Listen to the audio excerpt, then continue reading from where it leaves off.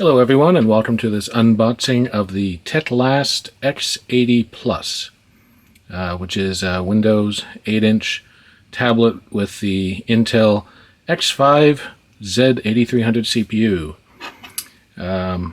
Now I had hoped to make this an actual unboxing, but the place I bought it from, Banggood, they repackage all their stuff, so I suspect it's going to be more of a unbagging and defoaming. But let's cut in and see what we get. So definitely no original box in here. And this appears to be hermetically sealed with tape. Very intriguing.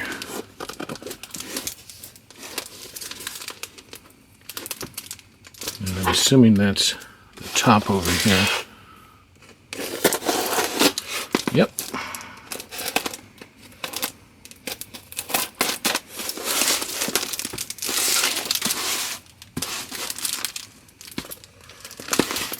Very interesting way to package these.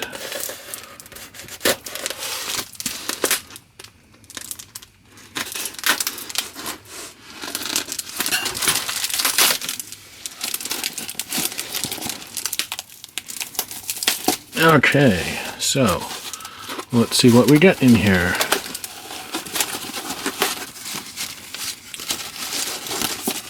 Whoa, little bits. So we have a standard micro USB cable.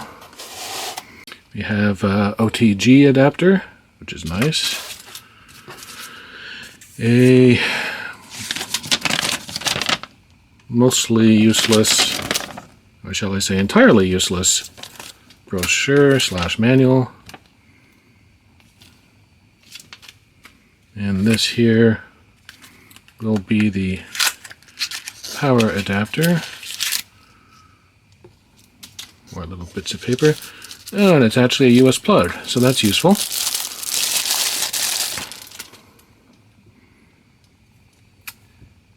says it's only 0.3 amps, so no, wait, sorry, 2 amps, my mistake. 2 amp output, so that should be good. Although I'll compare it on power draw with some known USB power adapters I have. And then wedged into here is the actual tablet, wrapped up more or less in foam. So let's see what we get.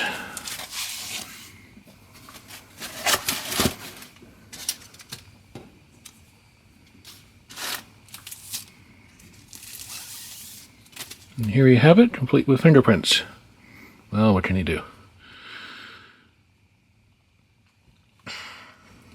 So, the X80 Plus. As mentioned, this is a X5 Z8300 CPU, which is 1.44 gigahertz, bursting to 1.84, or somewhere around there. Could be off. 2 gigs memory, 32 gigs flash. Doesn't feel too bad, actually. More than I was expecting. The price of this is under $100. Quite a bit by the time you get coupons and other discounts. So, on the front, we basically have the camera over here. Front-facing camera. I believe it's only a 0.3 megapixel, so don't expect to be doing anything with it. On this side, we have power button and volume up and down. They have decent, they're small, but they have decent tactile feel to them. On this end, we have the, turn it around so the writing's right side up. Have a micro HDMI over here. And then this will be the micro USB and headphone jack. And on this side, we have a micro SD flash card slot. Now, looks like a microphone on the bottom. And on the back, we have a camera up here. If I recall correctly, that's a 2 megapixel, but probably pretty bad too, so don't be planning on doing too much with it. And a single mono speaker. So overall, it's not too bad on dimensions. It's quite slim, the bezel on either side.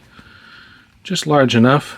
You can hold it, or at least I can hold it single-handedly, easily enough.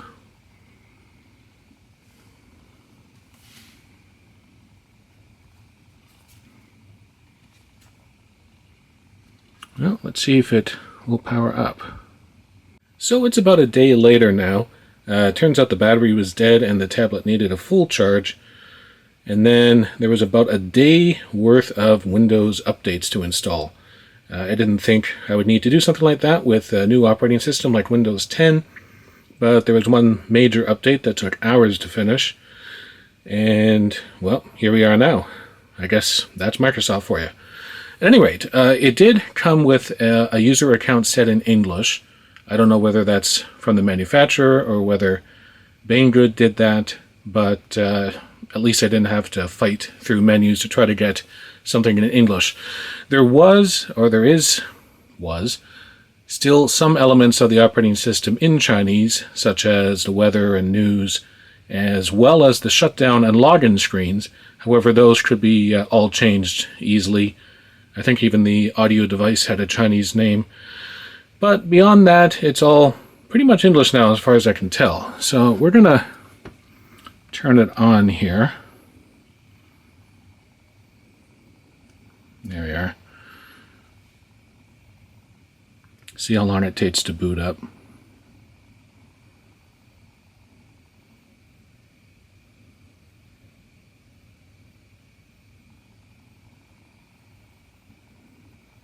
So that's not too bad. Now, let me turn off some of these lights so we can actually see the screen.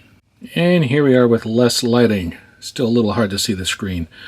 In all honesty, the screen is kind of passable at best. It's an IPS, so at least it doesn't invert or anything as you move it around. But it's quite dim even at 100% brightness. There's some noticeable light bleed along the left or bottom edge, as well as the right edge. And the colors are sort of pastelish and kind of cold. Sort of reminds me of what old passive matrix screens look like, although it is obviously still an active matrix. Now, in comparison with my prior tablet, it doesn't look anything alike. As an aside, if you want to know what happens when you drop a tablet, there we go. Look at those glorious cracks. Amazingly, it still does work though. More or less, if I find the power button. There we are. So if you just side by side compare, although the one's running Windows 8 and one's running Windows 10, you can kind of see the brightness and vibrancy. Both of these are at 100%. Now if I actually turn off this light fully, we get a lot darker, but there we go. Actually doesn't look quite as bad in complete darkness, but there's a definite brightness difference between the two. Let's turn that light back on so I can see what I'm doing. Now as for performance, it's just a small low-end tablet. From the benchmarks I've seen, the Z8300 scores about the same on raw CPU performance as the prior Z3735. However, it's a lot better on graphics capabilities, sort of in the range of 50 to 100% faster. I'm not going to run a whole benchmark suite on this thing, but I did do SSD performance test, and if you can see here, we're sort of topping out at 35 to 40 megabytes per second write and about 165, 166 megabytes per second read. Now I did the same thing on my old cracked tablet, and it's a lot better on write performance.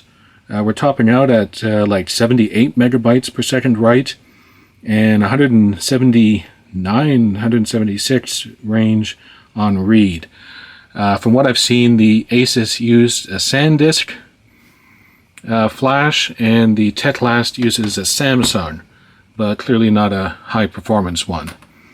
So it's okay, but definitely not something you're going to want to be doing a lot of writing on, file writing.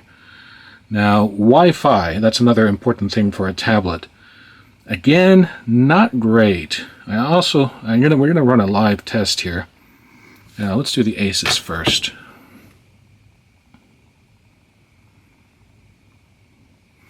Okay, so through my cracked screen, we are gonna see what it does.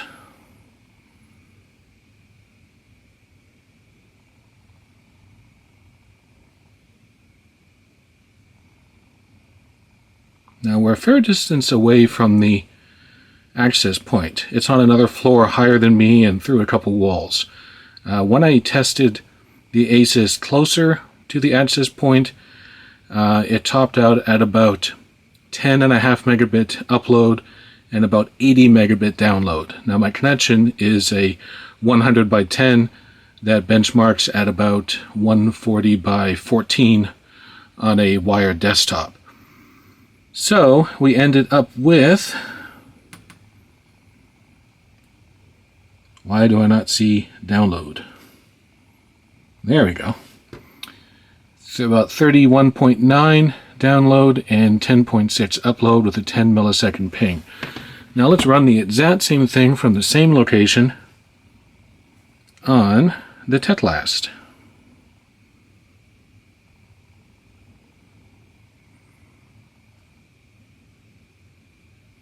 Now ping is immediately worse. Now take a look at that download speed. 1.3. That's a far cry from 31. Now to be fair, closer to the access point, it scored better, but still it was only around 20 versus the Asus's, or Asus, however you're supposed to say it, I don't care, between its 80. Now let's see what it does on upload. Ironically, upload seems better.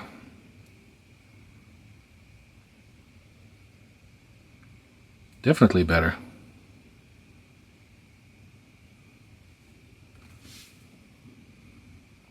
Now what's interesting is they picked, I'm just looking here, and they chose different test servers. So that could be a problem. I guess next thing to talk about is sound. If I thought the speaker on the Asus was bad, this is certainly not moving in the right direction. It's audio, you can hear it, but it's kind of like working in the 5,000 hertz and up only range. There is absolutely no attempt being made to reproduce anything in the mid-range, and it's just all sort of scratchy. Let's see if we can load up good old Asphalt.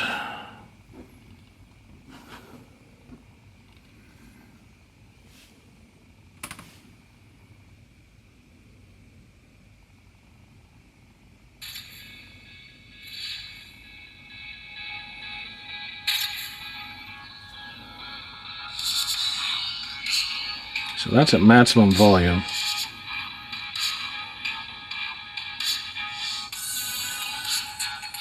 It's on the back, so if you have it in a case or something, or you lay it on a table, it pretty much disappears.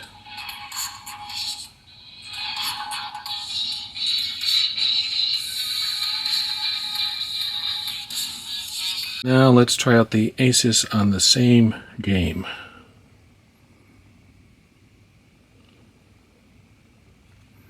The speaker on this one is on the rear side edge. Doesn't sound loud, but that is probably 3 times louder and sounds a lot better.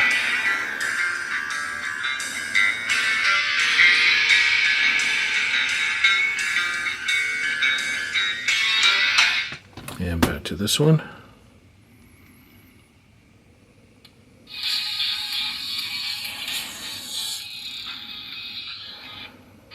So in the end, we have an inexpensive, under $100 tablet shipped to your home using a good CPU that's fairly ideal for gaming.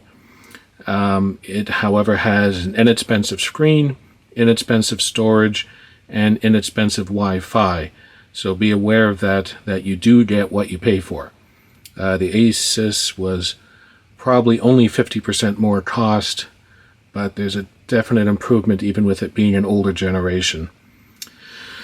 Otherwise, I have not had any weirdness like crashes or problems like that. It seems quite stable. It does get warm on the back when you're gaming, particularly right around here, sort of where your fingers are likely to be. This side is cold, probably where the battery is, and then from about here just to behind the logo gets fairly toasty. Not scorching hot, but sort of sweaty palm type hot. Otherwise, the only other issue I've noticed is the screen does have a small defect sort of up around here. It's like a small mark in the backing. It looks like a little circle of lightness. Not really visible except under a black screen or a really dark color. And also the tilt sensor seems off. When you hold it straight, it's kind of like you're holding it like that. So even if I put both tablets down flat and then load up a game where you use tilt steering, this tablet, the card goes to the left, and I see no way of calibrating that. But that could be an issue. So if you want a cheap tablet, it's an option from a brand name that people do know, at least who are into inexpensive tablets. But there's really no standout feature. There's nothing that sets it apart from the rest of the crowd. This is a decent size. It doesn't feel like it's going to fall apart on you, so that's a bonus. But likely not going to be overly durable either. I can already see some sort of, see if I can highlight it there, sort of some mild depression around where the soft anti-glare finish is depressing around the very edge. It's not critical, but it just shows that there's nothing under there and it's not that thick. So, at any rate, that's the Teclast X80 Plus.